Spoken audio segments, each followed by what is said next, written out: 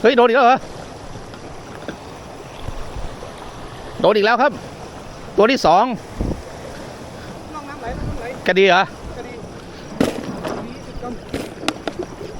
คีมไหนคีม โอ้ครีมอยู่ในกระเป๋านี่อยู่นี่นะไต่ครีมอยู่นี่แต่ไม่ใช่กิปเปอร์เป็นครีมปลดปลานะอ่ะไปเลย ต้องให้ใส่ด้วยแล้วแหละตัวนี้ สวยงามโอ้ยตัวสวยด้วย โอเคครับโอ้โหตัวใหญ่ มาถึงแล้วน้ำไหล สมใจแล้ว สมใจเขาแล้วครับ ตอนนี้ 2โอ้ต้องให้ใส่ด้วยแล้วตัวนี้เต็มปาก มา